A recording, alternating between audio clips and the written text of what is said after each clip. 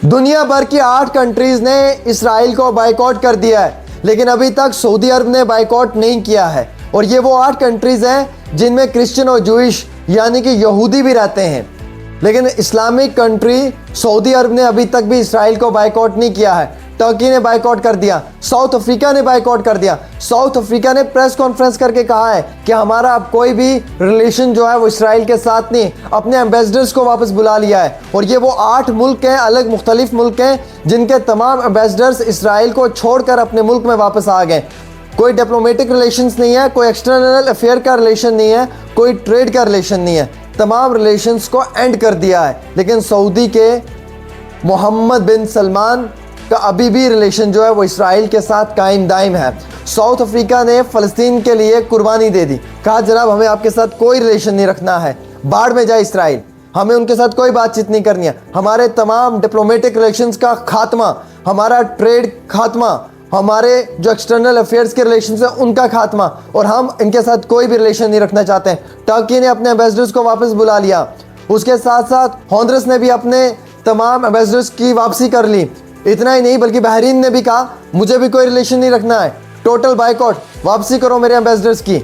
और इसी के साथ साथ जॉर्डन ने कह दिया मुझे भी कोई रिलेशन नहीं रखना है, आपको आपकी ताकत मुबारक, हमें आज़ाद करो, हमारे एम्बेसडर्स को रिटर्न करो, हमें कोई रिलेशन नहीं रखना है। जापान ने कहा फ़लस्तीन के मुसलमानों के लिए कोई ज़्यादा मदद नहीं हो सकती है, 60 मिलियन के एड की मदद कर सकता हूँ, और 60 मिलियन के एड की मदद जापान ने भी कर दी।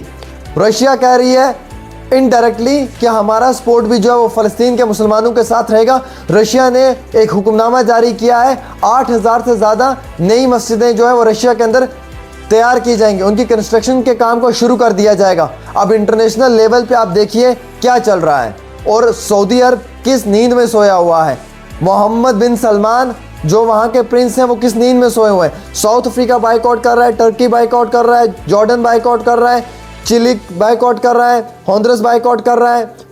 उसके साथ साथ आप अगर देखेंगे साउथ अफ्रीका बायकॉट कर रहा है, जापान फ़लस्तीन की मदद कर रहा है, इंडिया फ़लस्तीन की मदद कर रहा है।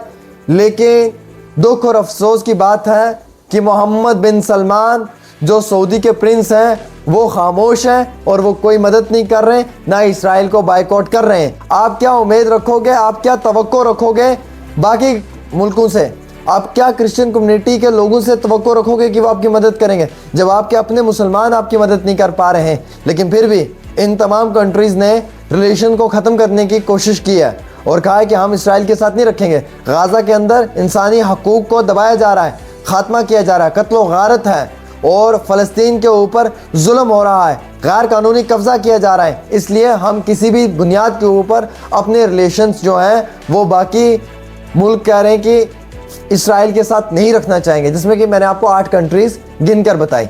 अब सबसे बड़ा सवाल तो यह है कि आखिरकार सऊदी क्यों खामोश है, मोहम्मद बिन सलमान क्यों खामोश है, जिनसे उम्मीद थी, तवक्को थी कि जो स्टैंड लेंगे, जो फाइट करेंगे, जो अक़वाम मुत्तहिदा में जाके बात करेंगे, जो यूनाइटेड नेशंस में बात करेंगे। अफसोस है कि उन्होंने खामोशी इख्तियार की हुई है, उन्होंने चुप्पी साधी हुई है, और उनके मुंह से एक लफ्ज़ नहीं निकल रहा है, बल्कि शकीरा का जो डांस है वो सऊदी अरब के अंदर दिखाई दे रहा है। क्या ये सबसे बड़े दुख की बात है, क्या ये अफसोस की बात है? मुल्क के हर हिस्से के अंदर प्रोटेस्ट हो रहा है, चाहे वो लंदन हो, चाहे वो अलग अलग रियासतें हों बाकी मुल्कों की, और इसी तरीके से हिंदुस्तान की रियासत जो अहमदाबाद है वहाँ पे भी प्रोटेस्ट दिखाई दिया, और भी कई सारे मुकामात पे। लेकिन वाहिद अकेला सऊदी अरब है जो खामोश है, जो इस पर बात नहीं कर पा रहा है। दुख और अफसोस की बात है कि मोहम्मद बिन सलमान जैसे हुक्मरान अगर सऊदी के ऊपर हुकूमत करेंगे या वहाँ पे एज ए प्रिंस के तौर के ऊपर लोगों को इंसाफ देंगे, तो शायद उन लोगों को जो है वो इंसाफ नहीं बल्कि उनके इंसाफ की धज्जियाँ उड़ाई जाएंगी। मैं तो ये क्लियर कट करना चाहूँगा। फ़िलहाल 8 कंट्रीज़ ने अपने रिलेशंस को ख़त्म कर दिया इसराइल के साथ, और फ़लस्तीन के मुसलमानों के हक़ के लिए आवाज़ बुलंद की जा रही है।